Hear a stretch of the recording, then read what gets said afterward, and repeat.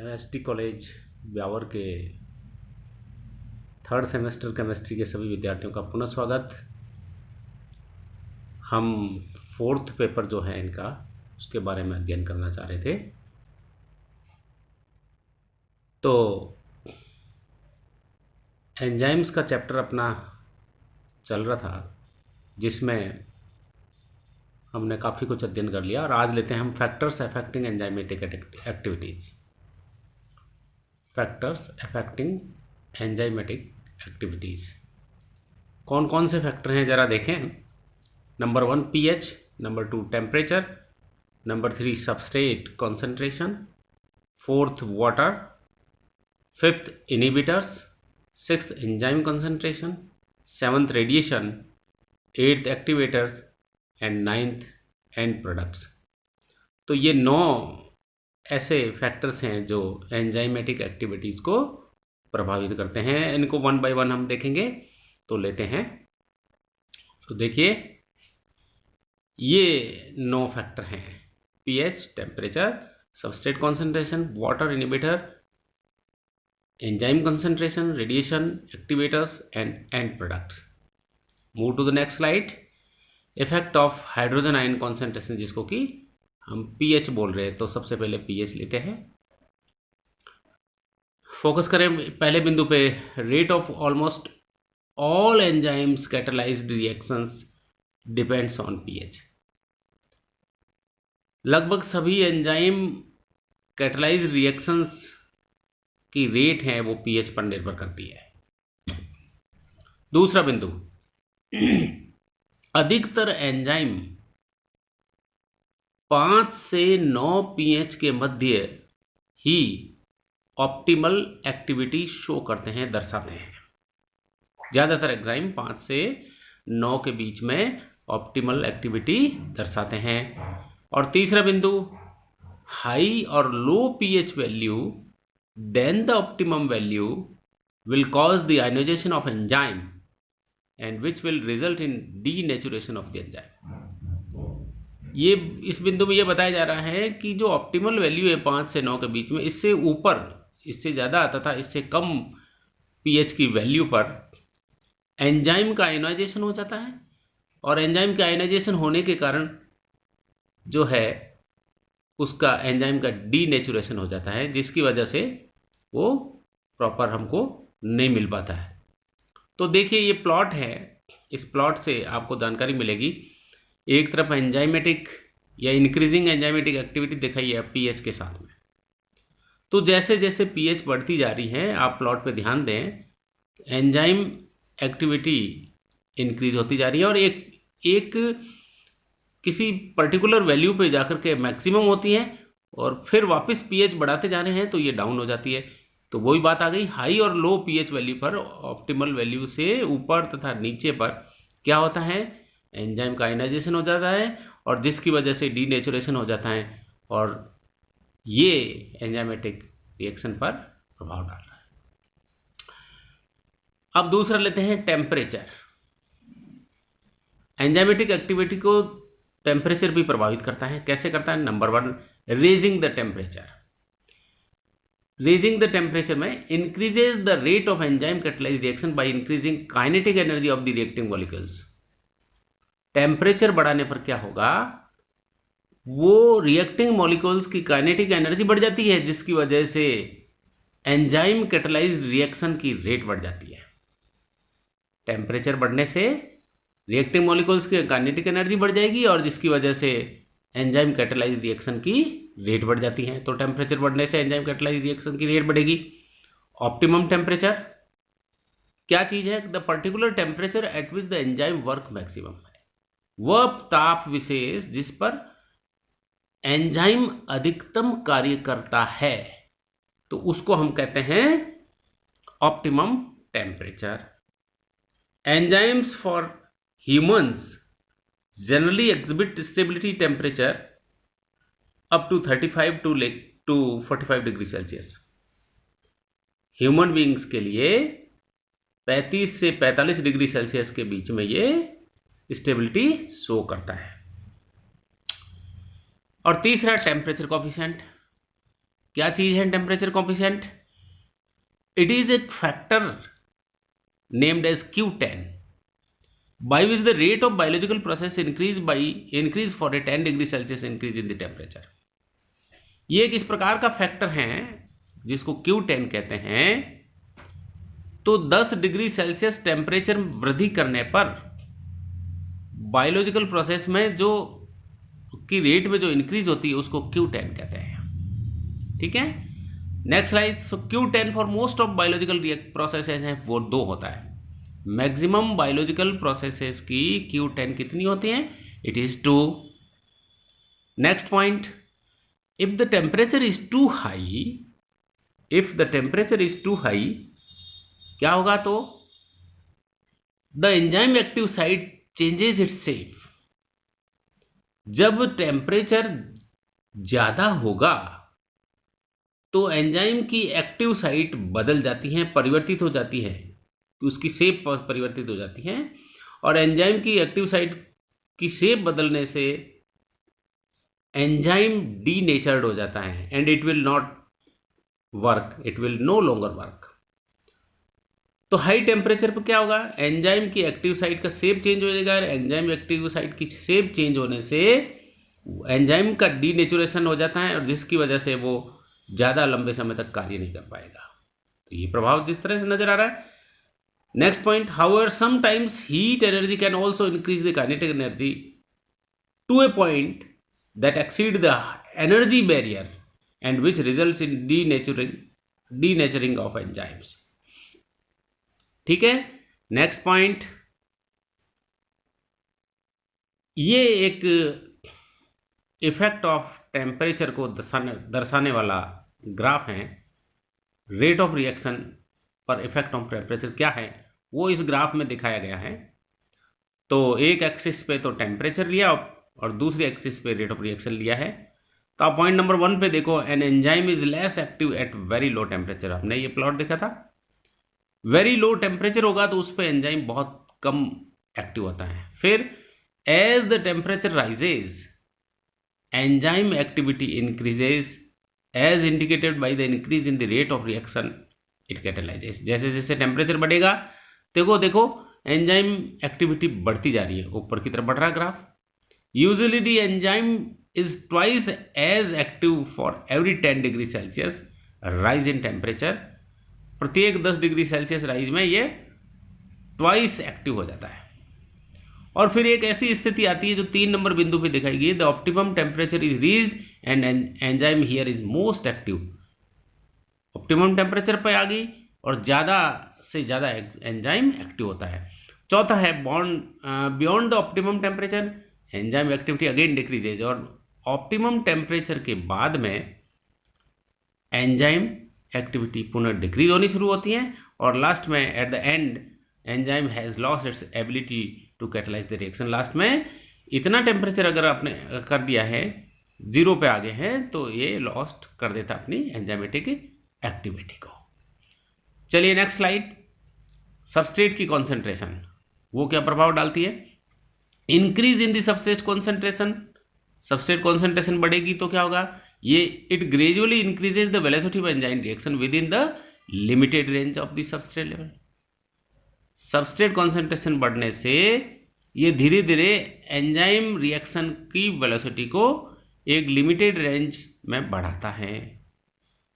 दूसरा point, the plot of velocity and substrate concentration कैसा होगा?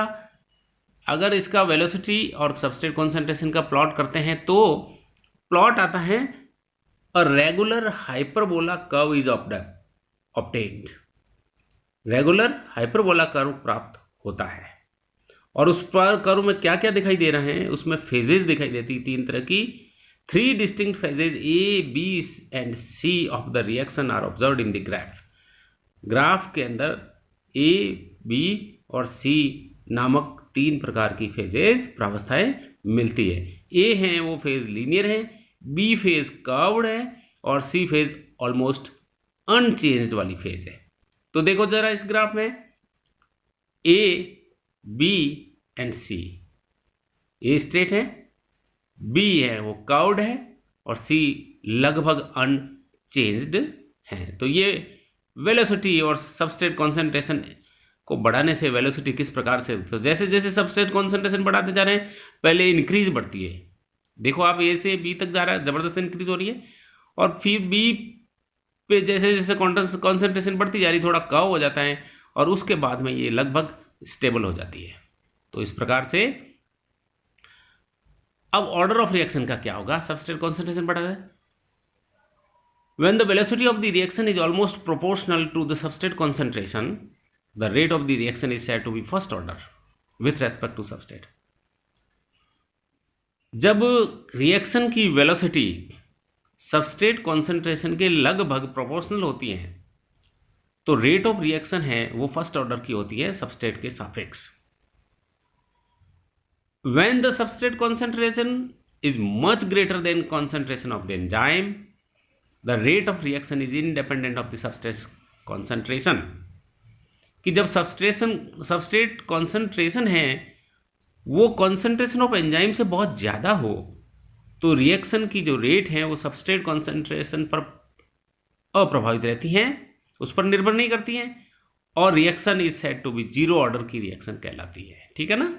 तो दो तरह की बात होगी, अगर प्रोपोर्शनल है सबस्ट्रेट कॉन्सेंट्रेशन के तो ये कहलाएगी फर्स्ट ऑर्डर की, और अगर ये जो है एंजाइम कॉन्सेंट्रेशन से बहुत बहुत बहुत ज़्यादा है तो एंजाइम कॉन्सेंट्रेशन एक तरह से नेग्लिजिबल होगी और रिएक्शन केवल सबस्ट्रेट कॉन्सेंट्रेशन पे डिपेंड कर रही है। तो इसलिए नेक्स्ट स्लाइड, नेक्स्ट जो फैक्टर हैं दैट इज वाटर। वाटर में देखिए आप, पहला पॉइंट है hydration of cells is necessary for enzymatic activity. किसी भी एंजाइमेटिक एक्टिविटी के लिए सेल्स का हाइड्रेशन जरूरी है, बहुत अत्यंत आवश्यक है। दूसरा, water provides a medium for the enzymatic reactions to take place. और पानी जो है एंजाइमेटिक रिएक्शन या अभिक्रियाओं को होने का एक माध्यम प्रदान करता है। Enzymatic activity is suppressed in absence of water. पानी की अनुपस्थिति में ये सप्रेस हो जाएगी enzymatic activity. Therefore dry seeds, in the dry seeds the enzymes are almost inactive. आप ड्राई सीड, सूखे बीज के अंदर देखो, बीजों के अंदर, ड्राई बीजों के अंदर तो ऑलमोस्ट एंजाइम है इनएक्टिव ही रहते हैं। इसका मतलब होगा वाटर की उपस्थिति भी एंजाइमेटिक एक्टिविटी को प्रभावित करती है ना। हाइड्रेशन ऑफ सेल्स जो है वो बहुत नेसेसरी है और मीडियम प्रोवाइड करता है, इसलिए जरूरी है। नेक्स्ट फैक्टर है वो कहलाता है inhibitors, effect of inhibitors on enzymatic activity. बहुत शॉर्ट में दिखाया मैंने, देखो enzymatic activities can be inhibited by inhibitors in the reaction. Reactions के अंदर उपस्थित इनहिबिटर्स के द्वारा एंजाइमेटिक एक्टिविटी को जो है इनहिबिट किया जा सकता है। रिएक्शन में उपस्थित इनहिबिटर्स के द्वारा एंजाइमेटिक एक्टिविटी को इनहिबिट किया जा सकता है। दूसरा point, inhibitors are less effective. Inhibitors जो हैं लेस इफेक्टिव है, कब है? When concentration of enzyme and substrate is higher in the medium. जब मीडियम के अंदर एंजाइम और सबस्ट्रेट दोनों की कॉन्सेंट्रेशन ज़्यादा होगी तो उस वक्त इनहिबिटर्स लेस इफेक्टिव हो जाएंगे।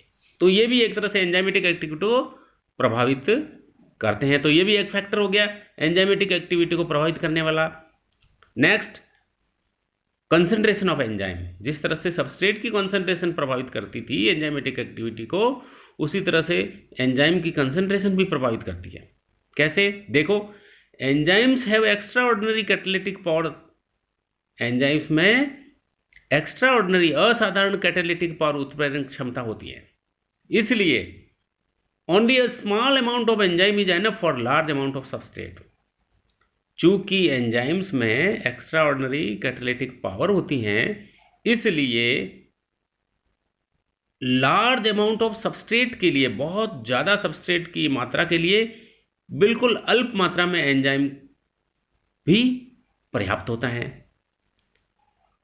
दूसरा पॉइंट इसका, increased number of enzyme molecules will have more active sites. Enzyme molecules का जो इंक्रीज नंबर होगा, यानी कि जितने ज़्यादा कॉन्सेंट्रेशन एंजाइम की बढ़ेगी तो उतनी ही ज़्यादा एक्टिव साइट्स मिलेगी रिएक्शन में।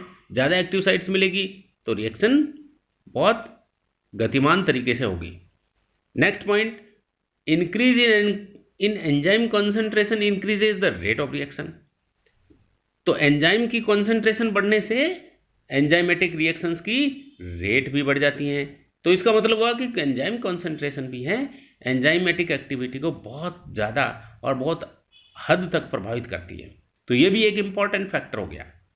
नेक्स्ट फैक्टर है that is called as radiation और लाइट, इफेक्ट ऑफ रेडिएशन और लाइट। विकिरण का एंजाइमेटिक प्रक्रियाओं पर क्या प्रभाव पड़ता है, लाइट का क्या प्रभाव पड़ता है, वो है, देखो आप पहला ही बिंदु इसका कह रहे हैं, some enzymes are sensitive to light. कुछ एंजाइम ऐसे होते हैं जो लाइट या रेडिएशन विकिरण के प्रति संवेदनशील होते हैं, दस require light for its catalytic activity. अतः अपनी कैटालिटिक एक्टिविटी संपादित करने के लिए उनको लाइट की आवश्यकता पड़ती है। फॉर एग्जाम्पल कैसे, usually enzymatic activities are reduced under influence of harmful radiations. सामान्यतया हार्मफुल रेडिएशन की उपस्थिति में, प्रभाव में एंजाइमेटिक एक्टिविटीज है वो रिड्यूस हो जाती, कम हो जाती है। कौन कौन से हार्मफुल रेडिएशन, जैसे एक्सरे, जैसे यूवी रेडिएशंस हैं, बीटा रेज हैं, गामा रेज हैं, इनकी उपस्थिति में एंजाइमेटिक एक्टिविटीज है वो रिड्यूस हो जाती हैं। Next, peroxides are formed under these radiations and which will cause oxidative stress। In radiation के प्रभाव में क्या होता है, पेरोक्साइड्स बन जाते हैं और ये ऑक्सीडेटिव स्ट्रेस क्रिएट करते हैं, जिसकी वजह से एंजाइमेटिक एक्टिविटी प्रभावित होती है। नेक्स्ट लीजिए एक्टिवेटर्स। तो एक्टिवेटर्स का क्या प्रभाव है एंजाइमेटिक रिएक्शंस पे, देखें। Some of enzymes require certain inorganic metallic cations like magnesium, manganese, zinc, calcium, cobalt, copper, sodium, potassium इत्यादि। ये कुछ ऐसे आयंस हैं जो कुछ एंजाइमेटिक रिएक्शंस में, कुछ एंजाइम्स के लिए जरूरी होते हैं।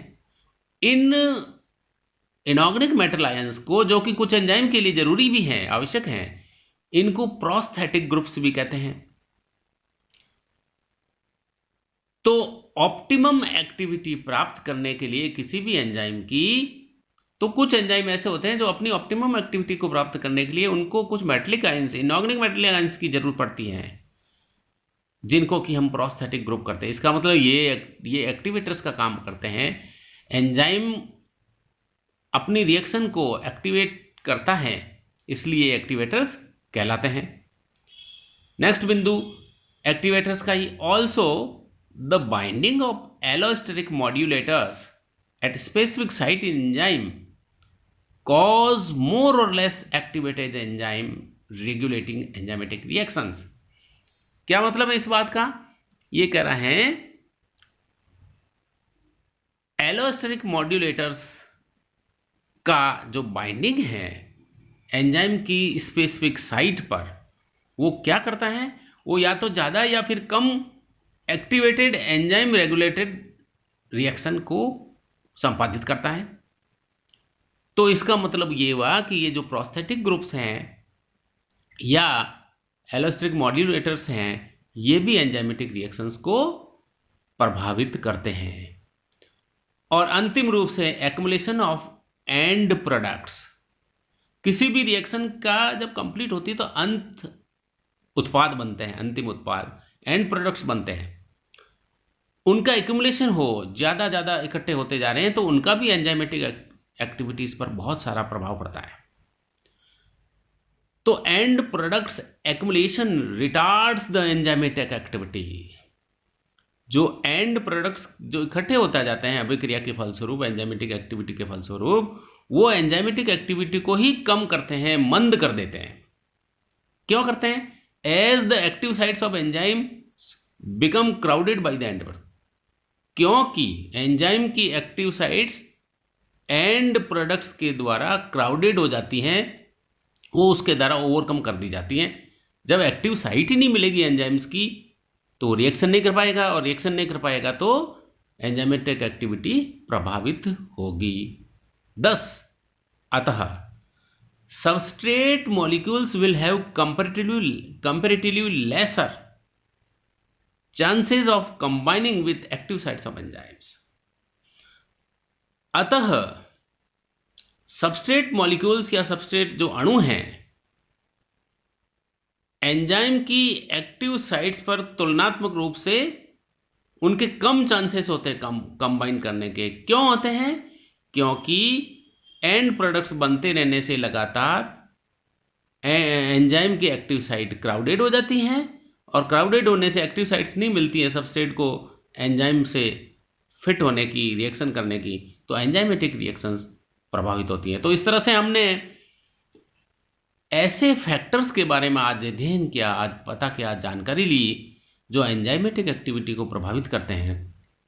तो ये 9 तरह के हमने फैक्टर्स देखे जो कि एंजाइमेटिक एक्टिविटी को प्रभावित कर रहे हैं। तो आज की क्लास में हम यहीं समाप्त करेंगे, और आप इसको बिल्कुल ही तल्लीनता से और गंभीरता से इसको पढ़ेंगे तो काफ़ी इंटरेस्टिंग टॉपिक है, काफ़ी अच्छा भी है।